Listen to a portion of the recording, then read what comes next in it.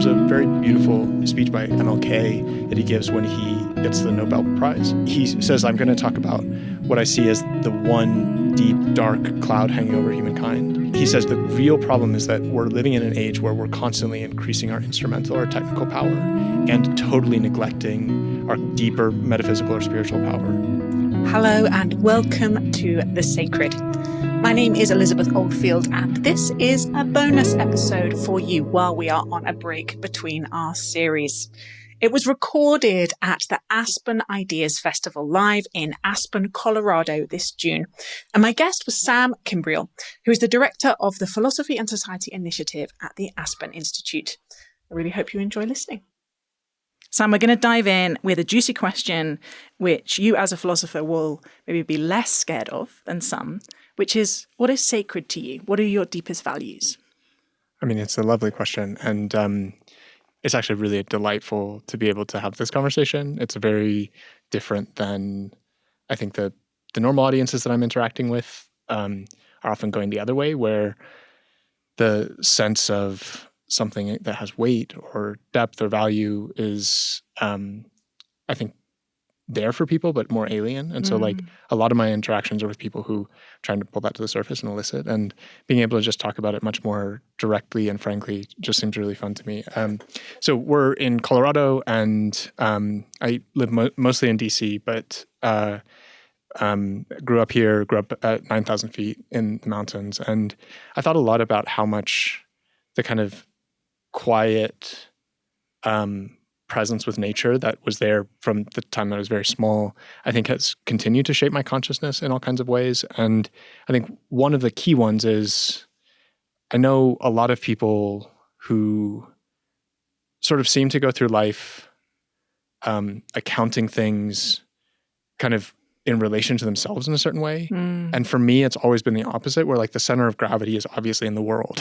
And whatever it is has a kind of weight and intensity and life and respect to, like it deserves respect of a certain kind. And I think that now is this is not like at the level of like conscious thought. It's like sort of one level below that, where it's just, I know that the world is like that. It feels like that instantly. And so we can say a lot more about that, but I think it ties to nature pretty closely. Yeah. Do you have, one of the ways I think we can get to these deep or sacred values is when we have big decisions or forks in the road in our lives, sometimes we can feel the tension of it. We might have to make a choice, and it feels like if we make a choice against what's sacred to us, we're compromising something deep within us. Does anything come to mind when you think about the decisions that you've made in life, that sense of nature has helped you orient yourself, whether you've actually compromised or not? Because we're not always loyal to the things we hold sacred. That's very true, I think. I think that's lovely. It's very beautifully put. And I actually was thinking in an essay that I was writing recently about the kind of very, very beautiful, but also kind of cliche now ending to the Rilke poem about the bust of Apollo, where the entirety of the poem is kind of walking through the kind of intensity of the experience of seeing this kind of ancient bust. But in the last line, it reverses from talking about that. And so it says, there's nowhere here that does not be you. And line break, you must change your life.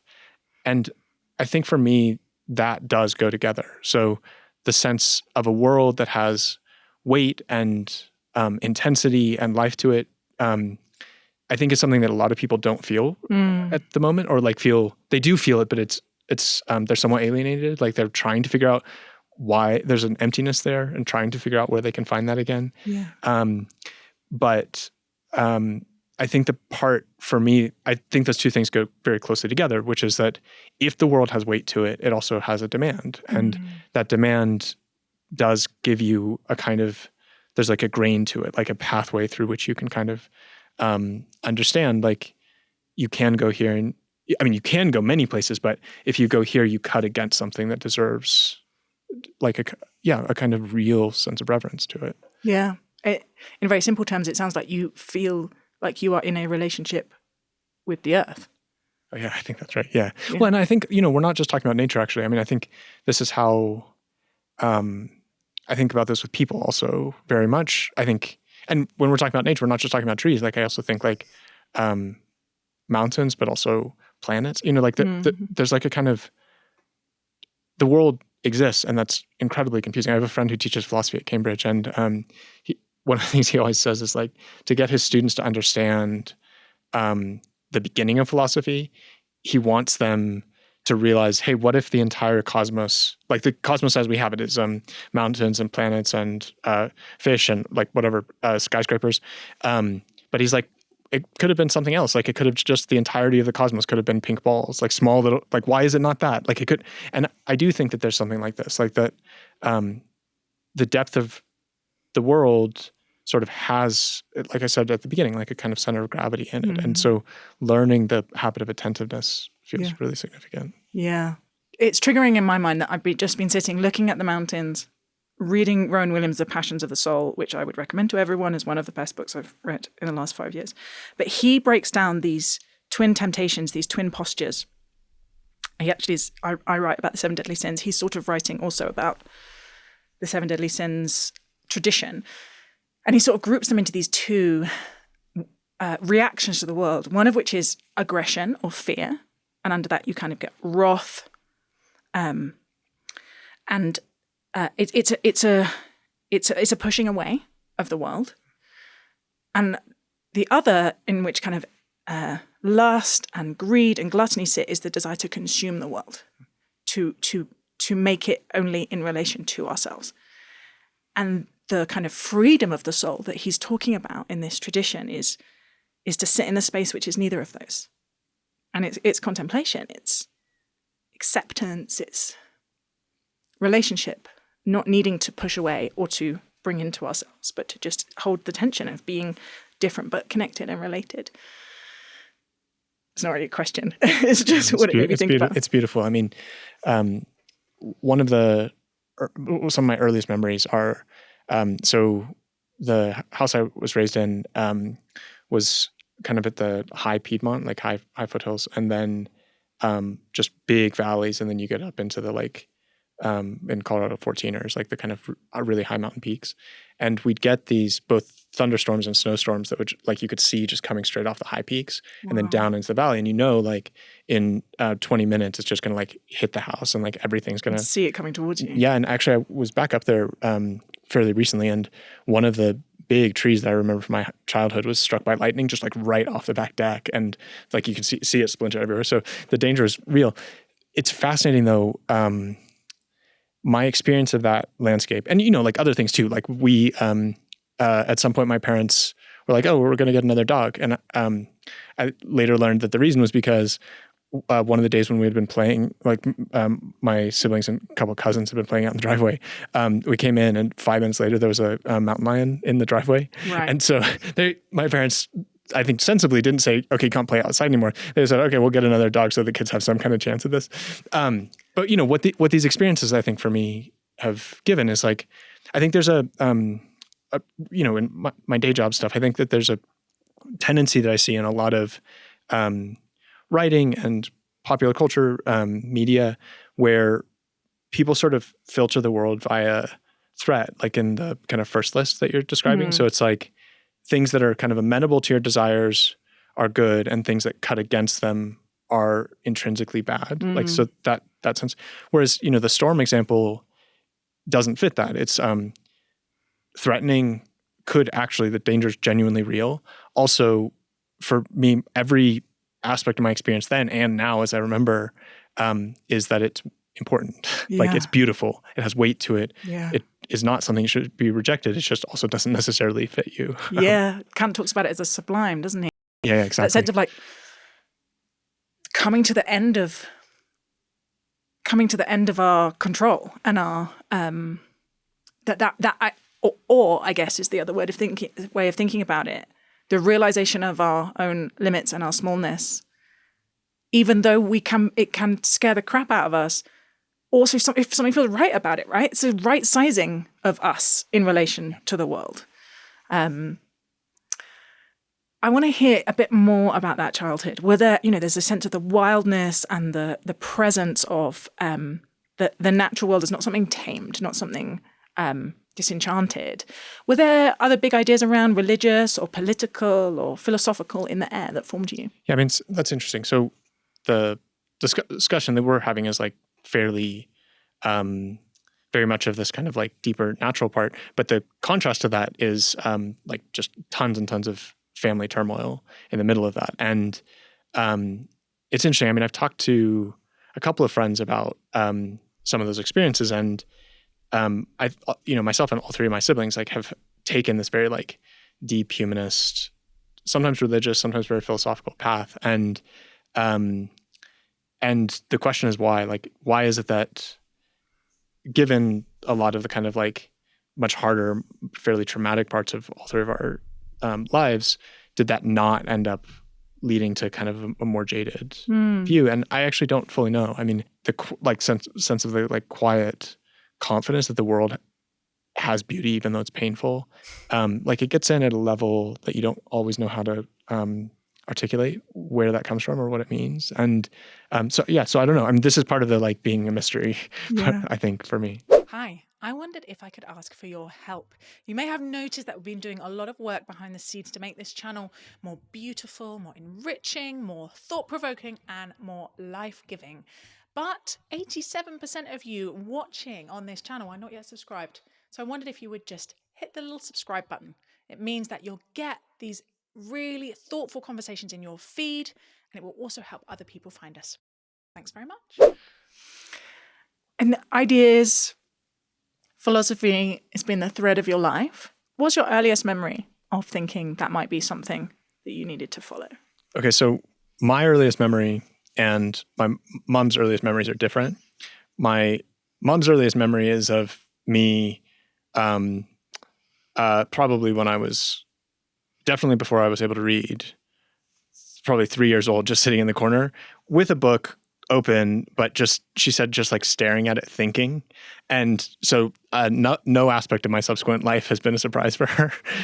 My earliest memory was, I mean, there were a lot of deep memories of thinking that I found beautiful, but actually a lot of school I didn't love. But I remember in undergraduate, my first proper philosophy course, like 2 weeks in, there was a lecture about Hume. And I remember just sitting, somewhere not looking at the class, and had understood the point in the first 2 minutes, and then was kind of trying to push the teacher on all these other things. And then I looked over and realized that the whole class had been lost for 40 minutes.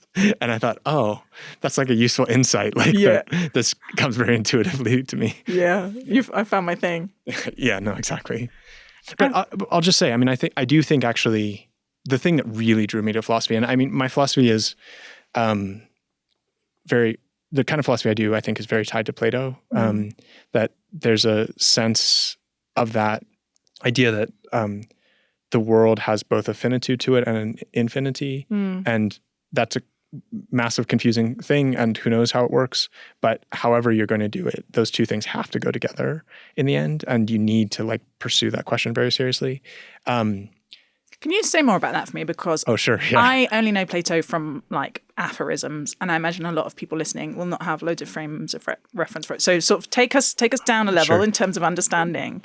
So the stereotype of Plato is that this world's rubbish. You need to ascend out of the cave to some other totally different thing. It's kind of ideal forms. Exactly. Get rid of the body. Don't just withdraw into kind of rationalism. Right. Every aspect of that story is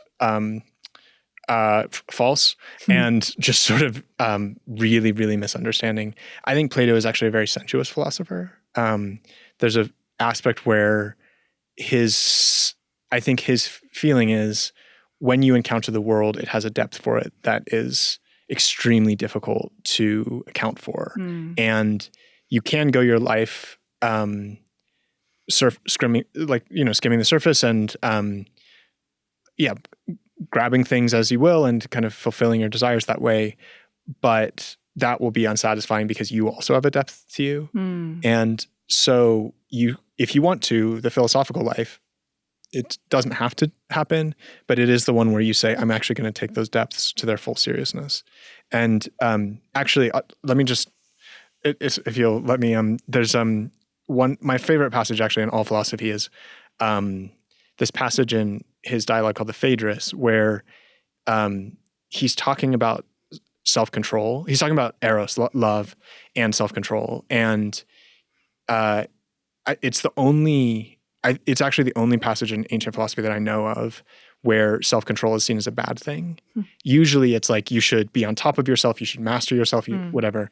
And he says, no, actually, that's fine for certain things, but the most important things involve having to go mad. And so he says, poets have to go mad. The muses descend on them and they start scribbling. Yeah. And they don't know what they're saying, but they know it's important. Priests in the mystery cults, they go doing these things with white linen and they don't know what they're doing, but they know that it's important. And then lovers get ripped outside of their own souls, totally beside themselves, and they don't have any idea what they're doing, but they know that it's important. And he says philosophy is like all of these, but especially like the last one. And I find that just very, very moving and resonant, because it's this idea that we're not just trapped inside ourselves. We're actually in the world and getting pulled out into it by a kind of elicitation of what we encounter. Wow. So you have made a very strong case for the beauty of the philosophical life. When I think about kind of public conversations and our common life and what's forming our cultural stories, that's not the story I hear about philosophy. Particularly, I think in the UK, very strong analytic philosophy tradition. People kind of think of, the great French philosophers as having some things to say that might be applicable to our lives, and people like the idea of Nietzsche or whoever their kind of favorite guy, always a guy is, usually. But now, the idea that philosophy, which obviously means philosophia, love of wisdom, could actually help us be wise. I think it's changed slightly in the last few years because, particularly in the COVID moment, suddenly ethics became really live. Like, it was like a live ethics seminar. Who are we going to trade off? Which freedoms are we going to sacrifice? How are we going to choose this? And a bit more now with the AI conversation. But in general, it's not where most people go. What's the disconnect there? Why is it not taking up its place as maybe you think it should be, of helping us think deeply and well? What does it mean to flourish? Yeah, so I'll say first of all, so my day job now is, so we're at Aspen Ideas Festival, and I run a research center in public philosophy here, and that involves both like the kind of stuff I do as an academic, but it also involves like trying to figure out like, what is the culture thinking? Like, how does that work? What is the kind of deep current of what's going on? And I'm not really a partisan for the discipline of philosophy specifically. I am a partisan for the idea that life is philosophical, and that's true of every person. And actually, just one quick story. So I was with a friend actually here in Colorado right before Christmas, and she had just finished at Yale, and we were just having a conversation about like this sort of thing, and the waitress interrupted us and just said, I just wanted you to know, myself and this other waitress, we've been eavesdropping for the last half hour, and what you're talking about is so moving and exactly the kind of thing that I'm constantly asking and trying to think about, and have no one else to talk to about it. And would it be okay if we sit and talk to you for 20 minutes? Oh. And that's just like a kind of, there's something of that I feel really moved by, like where the meaning of life, how did we end up here? What is the world? What are humans? How am I supposed to live? Like, these are like actually like kind of inheritances of humanity as a whole. And we do need ways to ask them seriously. To the question about, the discipline of philosophy, I think there's a real, I have such contrasting emotions about this. On the one hand, I think philosophy has really done its duty poorly. Like, it's taken that like most important human inheritance and then pulled it into an insular, small game that's very technical and involves people with graduate degrees. I think that is actually done in bad faith in many respects. Like, I think if you take the question as seriously as it should, it actually can't be that insular. On the other hand, like with the Plato passage that I just quoted, many of the most important treasures of our species are hidden in philosophy. And so being able to pursue that with the kind of seriousness that it deserves, like hitting that like deepest or most maximal feature and range of desires that humans have, I think is actually like one of the most important possible things you could do. Yeah. There's something in there about vulnerability, isn't there? So we're very, our intuitions are very similar. It's sort of what the sacred is trying to do is just carve open a little bit of space to ask the question, like, what is fundamental? What is deep? Who do we want to be becoming? What do we owe to each other? But just doing it in a conversation and not saying this doesn't have to be in a seminar. But I can tell sometimes with guests that either they have no practice of going there, they're not in morally formative communities. It's often much harder for people who have not been part of religious communities than people who have, just because of the sort of nature of the questions that you're being asked if you're part of a religious congregation. But also this sense I have where it's a slight where angels fear to tread thing, because distracting ourselves from these deep longings and yearnings for meaning and belonging and intimacy feels safer than taking the lid off and realizing just how raw actually being a human is. And what I see in the sort of academic discipline of philosophy is the opposite of vulnerability. Often it's just like a blood sport. It is this incredibly adversarial picking apart of each other in a way that makes it impossible to play with ideas or offer something from a more sort of embodied human intuitive perspective. And it's this weird flip.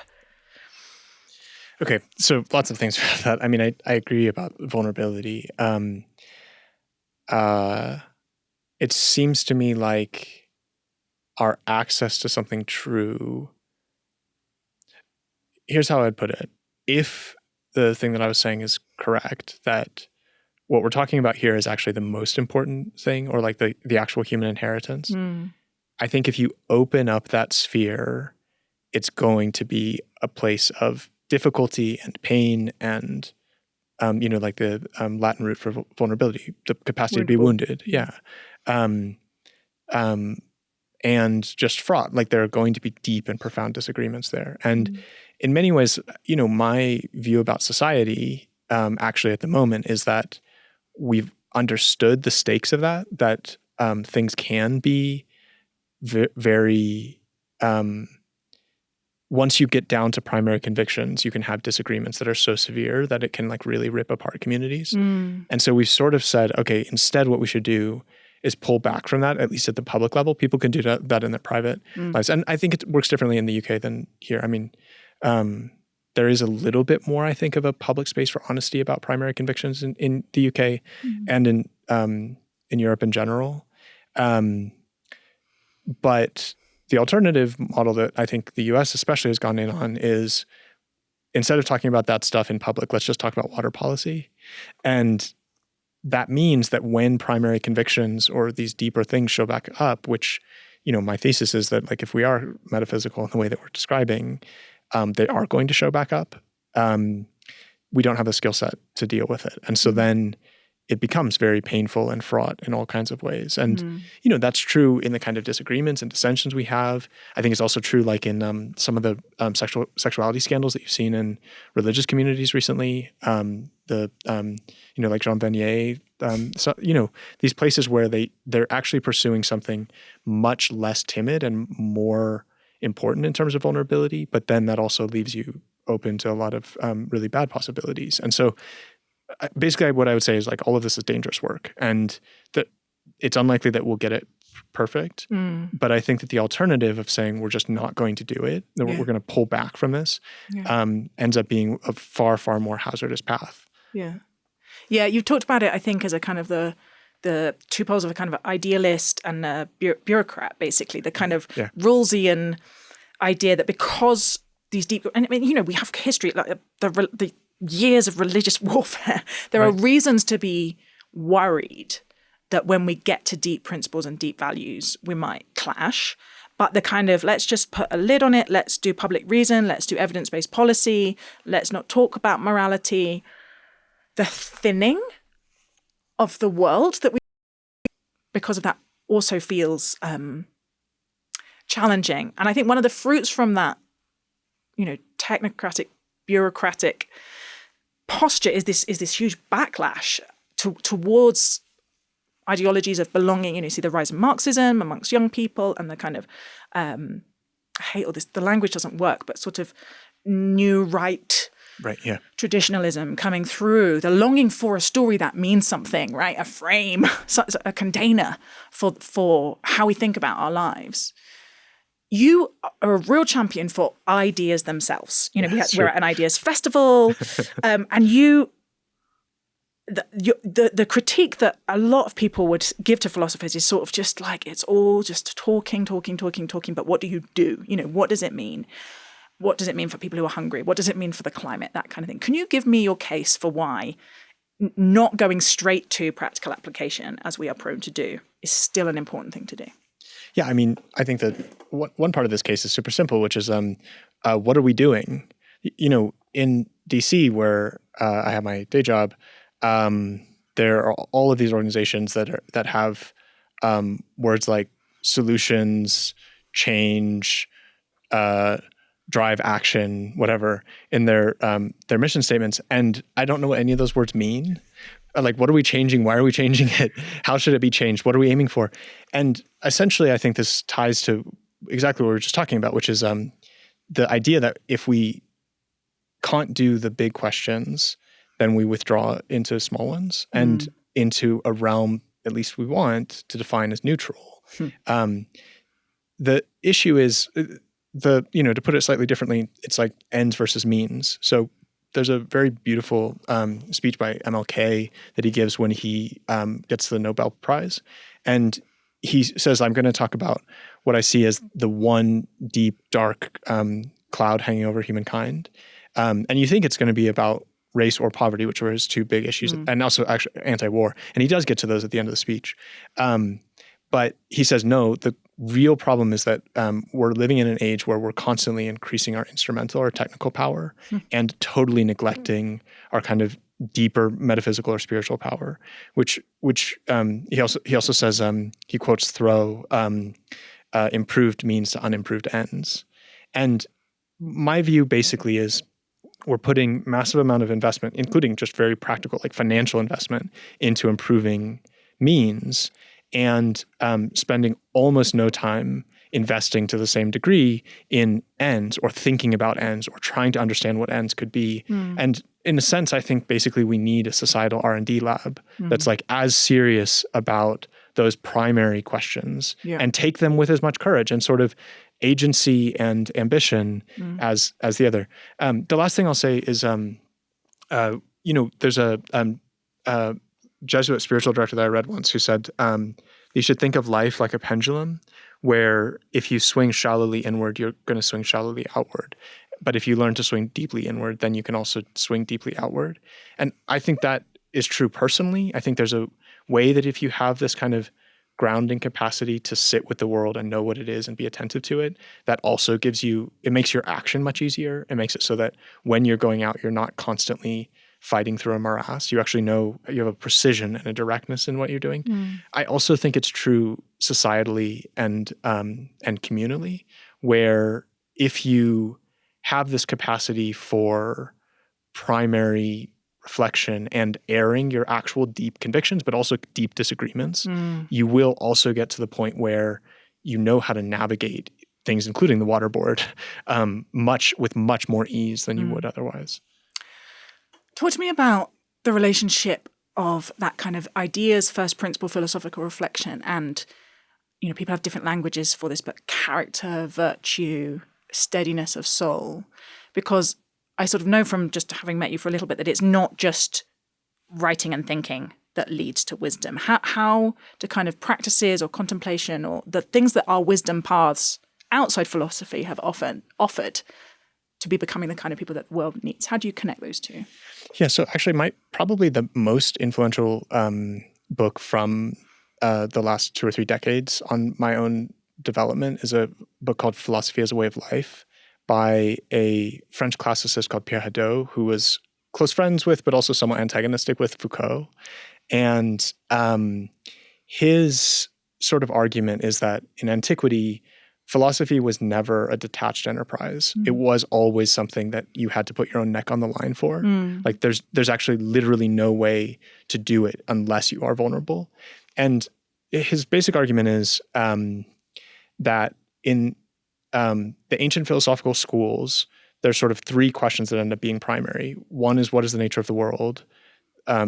Two, what are human beings? And three, what does it mean to live? And he thinks that these are all sort of in a cycle with each other. So as you try out experiments in living, that also gives you a kind of window or an insight into the nature of the world. And then that also gives you a sense about what humans are. So you have to run these experiments. And there's no capacity to be totally resolved about it.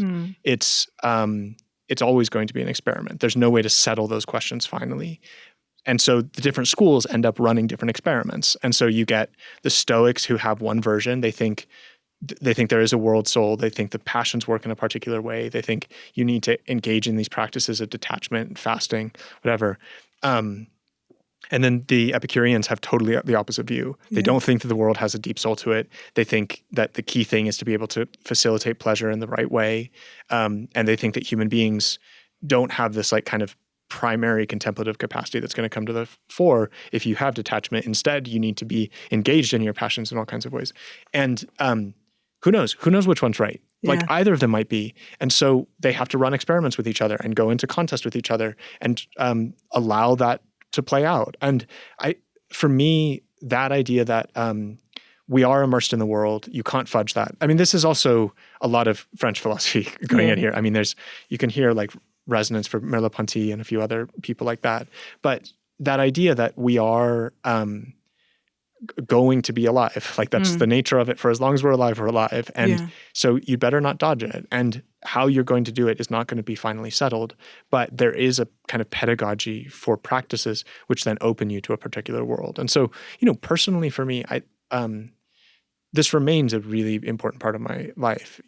Practices of attention. So since it's already what we're talking about, like nature. So like I right now in the mountains, in the next couple of weeks, I'll spend a good number of hours during the days where I have to be working also in nature, also writing poetry, trying to pay attention to how tree patterns are working at the moment, like which trees have been kind of eaten by beetles and why that's working, how that's going.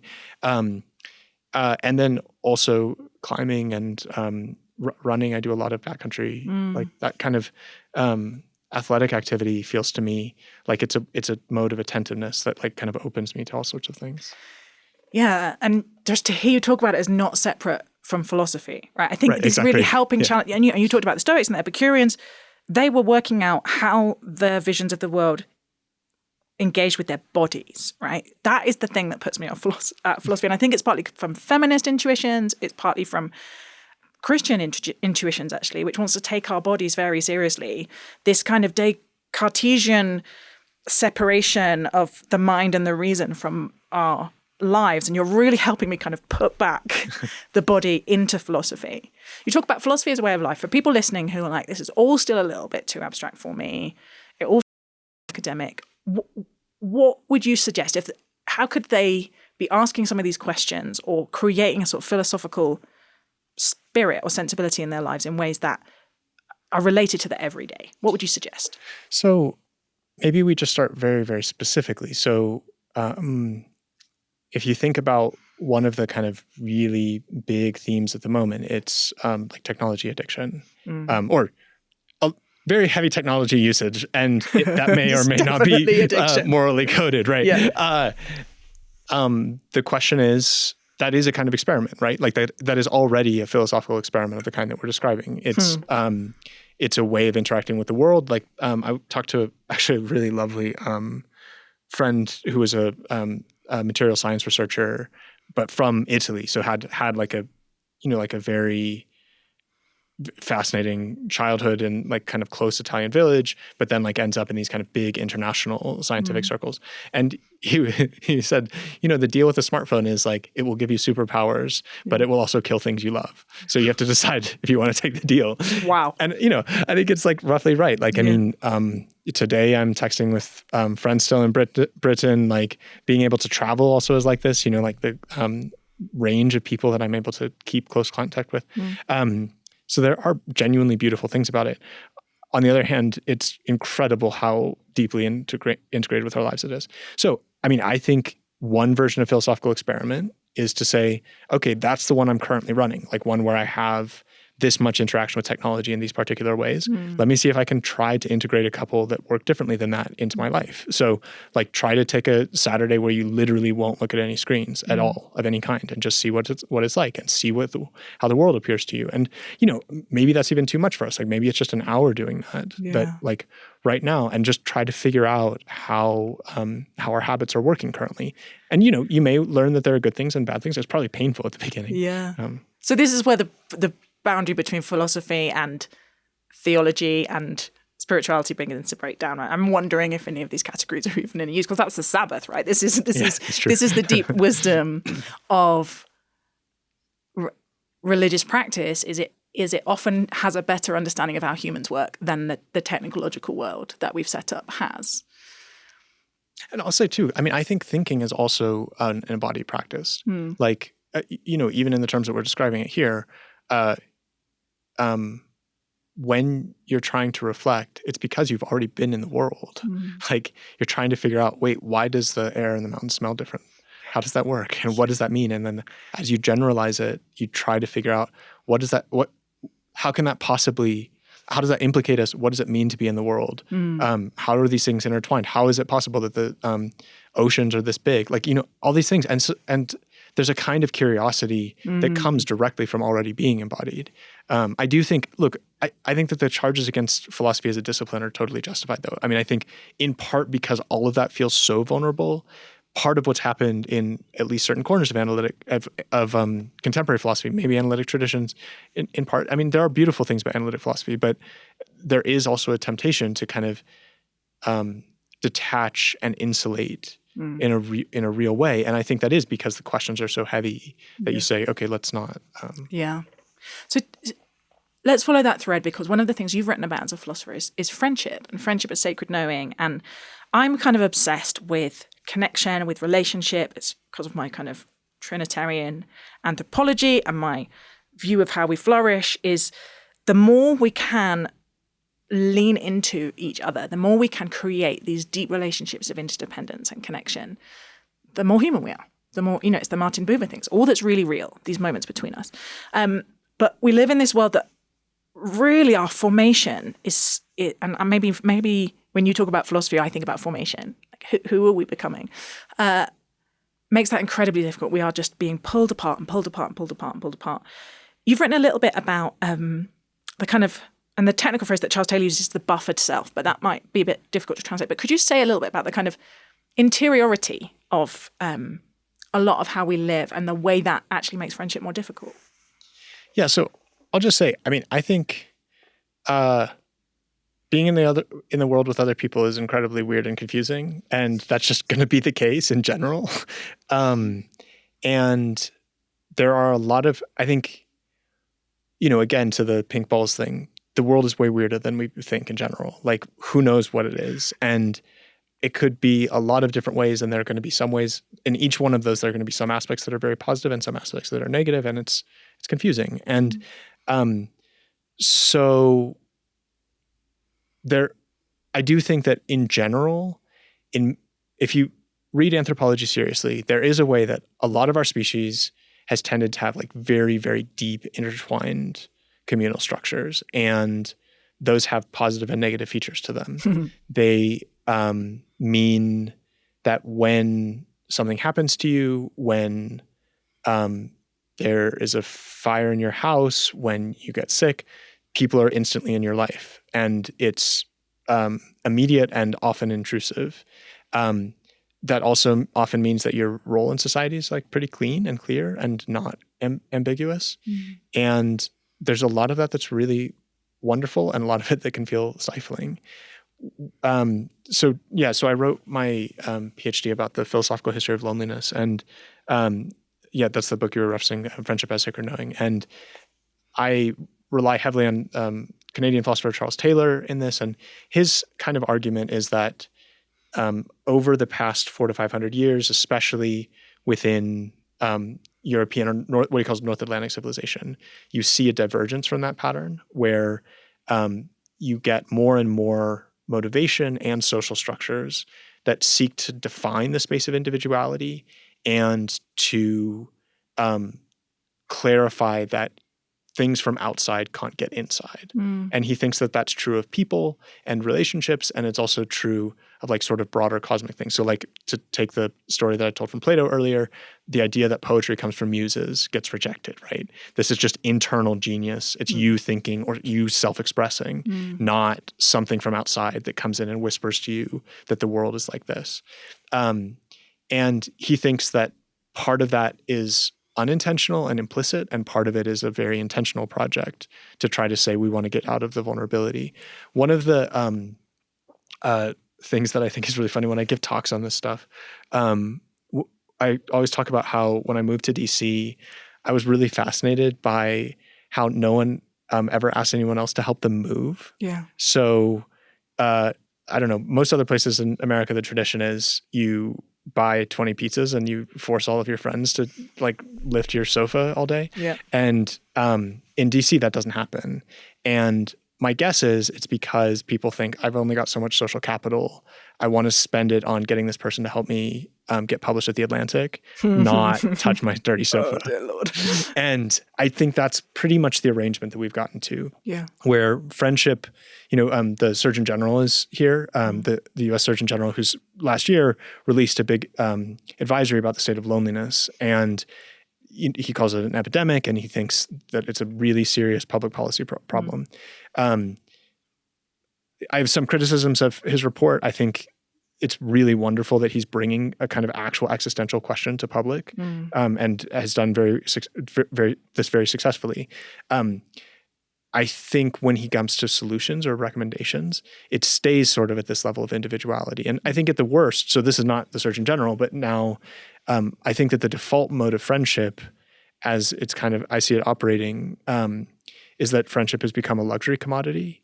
So first of all, you become successful and you've published your articles at The Atlantic. And then secondly, you can buy nice drinks with your friends when you go out. And I think that has created a specific kind of pain for people that they don't quite know how to articulate or why it's there. And so the question is, what is that and how does that work? And I think the more we can develop a language for what that kind of pain is, and my guess is that it does have to do with material invulnerability. So if it's the case that you don't have anyone that you would trust to move your sofa, it largely also probably means you don't have anyone that you would trust if you get cancer. Yeah. And there's something about the aloofness of that life that we find alienating. So in my book, Fully Alive, in the chapter on pride, which is about individualism, community, I write a lot about exactly that example, that if a friend is someone who'll help you move and no one helps you move, and the way that money, in fact, I think it's in my chapter on avarice, and the way that money isolates us from our interdependence. And when we are not interdependent, we fall back on transactional relationships, and transactional relationships do not provide intimacy and therefore deep knowing and deep seeing. I feel like I want to ask you a very vulnerable question, but you have talked about philosophy and vulnerability, so it's fine. Do you think you got interested in loneliness because it was something that was showing up in your own life? That's a great question. It's obviously yes. I mean, I think that relationships in general feel like the most important part of life to me. And there's a kind of, I think, quiet intensity that I have that is just thinks like I'm willing to kind of lose most of the world for that. And the capacity to inhabit them well feels just very significant and important to me. And honestly, there are lots of painful experiences behind that too, where you think, wow, like these relationships went really poorly, and there's the kind of miscommunications and sometimes even now, like, I mean, I can think of a couple in the last couple of years where after having written a PhD about all this stuff, like still it's like, wow, that showed up out of nowhere. I had no idea like that relationships can go that way. I also still find it like the part of life that I find most moving and beautiful. And I have, some actually like very, very deep relationships that are now, one case 2 decades long, another like 15, 16 years. One of the bits of work I'm doing at the moment is with the Relationships Project, which is a little think tank in the UK, trying to make that case that these in between these moments of human connection and human encounter are the thing, but we have design systems that delegitimize and devalue them. You quoted something about dreaming of a system so perfect. Can you tell me that? Oh yeah, this is a T.S. Eliot line from Course in the Rock, where he says, dreaming of systems so perfect that nobody has to be good. Yeah. And that's a kind of view of neutrality. Yeah. Oh, so chilling, and so much what I think, the reason I'm so interested in these questions about value and formation and character and virtue is this sense that when we avoid them, we become less fully human and atrophy. We shrivel. But there's sort of immediate, Dacher Keltner calls it, I think lots of psychologists, the default mode network, the kind of immediate self-gratifying, consuming relationship we have in the world is being so fed by the systems and processes that we've set up, that the idea of just like short-circuiting that system and going for something deeper and longer term is incredibly difficult. I'll finish with a question that is really about how do we cross divides? How do we learn to listen deeply to each other? So perhaps for people who are listening and still like, I just don't know, this world of ideas feels alienating, or philosophy is off-putting. What do you wish they understood? What is the misconception that you're continually having to challenge in people that you're trying to connect with across those deep differences? I think a lot about how what sorts of things show up that are just undeniable, where you don't think your life works this way, you structure it under different principles, but then it just keeps recurring. And I sort of think what's happening now is that these like much higher desires that are bigger than just having like becoming successful executive at Deloitte or something, that those desires are showing up for a lot of people and they're not quite sure what to do with them, but it's creating, I think in a backward direction, a kind of threat, and then forward a sense of like fierceness. And I suppose what I'm most focused on in the sort of work that I'm building is creating context where people are able to access or enter those deeper levels in a way that it doesn't, where it's often like intense, like I want actual like disagreement and complication to show up, but also is not just instantly like wounding, where you have the freedom. Some of my most beautiful experiences, I think, have been in teaching circumstances where people who are not usually given the freedom or leisure to think about these things end up having real concern, like in all kinds of ways under the surface that doesn't come out. And then you say, no, you get to think about the meaning of life. Like it's your actual responsibility and privilege to do so. It's amazing with students, especially like I was teaching at the University of Nottingham for my first academic job. And a lot of those kids are coming out of like sort of vaguely like Rust Belt kind of situations and have never been given the privilege of that. And the moment that you say, no, like this isn't, you don't have to like memorize a whole bunch of information. I just really want to know what you think society should be like, or I really want to know what the meaning of life is for you.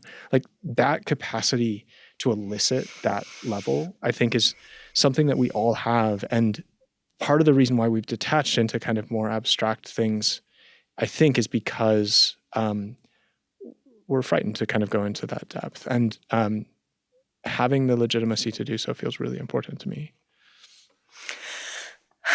Sam Kimbriel, thank you so much for speaking to me today for The Sacred at the Aspen Ideas Festival. Such a pleasure. Thank you, Elizabeth. It's great. Well, I really enjoyed that. It is rare that I meet someone who is as intense as I am, and we obviously share some interests. What came across most strongly is how much Sam loves philosophy not as an academic discipline, but as a way of life. And I absolutely love listening to people talk about what they love. You know, when you ask someone about what they do or one of their hobbies or interests, and there's just this outpouring of joy and enthusiasm about it. I think enthusiasm is incredibly beautiful. And honestly, philosophy has never seemed that beautiful to me before. Useful, maybe helpful, interesting, but Sam's really helped me reframe it as a way of getting to the depth of human experience. And I think the closest for me is with poetry and novels, when someone really precisely describes some element of the human experience that is quite interior and does it in the kind of language that, the way I think of it is the like the thread of our shared humanity that's usually slack just goes twang, and you feel that deep sense of connection to another consciousness across time and space. You know, there's a tenderness and a sense of it's intensely pleasurable for me. And listening to Sam, I think that's how he feels with a lot of reading philosophy, which has really helped me understand it better as both a discipline and a way of thinking about our life and what is a good life. How can we live well? And the conversation about vulnerability is another thing that will really stay with me. The way that getting to depth is necessarily risky. That when we open up these biggest questions about ourselves, what's a human, what is a good life, what do we want, how do we flourish, we get to how painful and complex being a person is. And it's risky, right? But Sam made this really powerful point that there is equal and opposite and probably bigger risk of staying on the surface, because we just tinker. We don't really solve problems. We focus on the means, not the ends. And I guess you can make a case that we are less than fully human when we allow that fear of depth, the complexity and the emotional fraughtness that these big questions can throw up to stop us doing it. And I guess I'm left with the question, which I think you could go away with too, which is, where can you get to depth in your own life? Where can you go to the priors? You know, what are the ends that you're trying to get to? What are the values that you're trying to live by? Perhaps the sacred values in my language. And what experiments, philosophical experiments, what small changes could you make to help your life line up with those values, to live in the way that will be most meaningful? And I'd love to hear how you get on. Do connect with me on social media, or drop me an email, or find me on my Substack. I'd love to hear from you. I'm going to end by reading the poem that Sam quoted to us, which is by Rainer Maria Rilke, because poetry is one of the things that is sacred to me and makes everything better.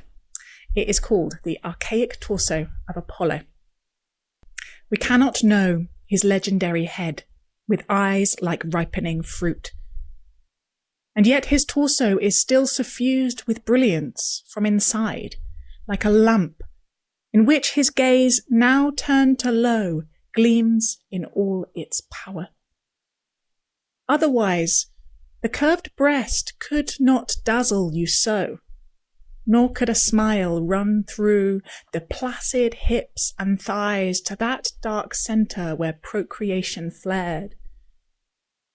Otherwise, this stone would seem defaced beneath the translucent cascade of the shoulders, and would not glisten like a wild beast's fur, would not, from all the borders of itself, burst like a star. For here there is no place that does not see you. You must change your life.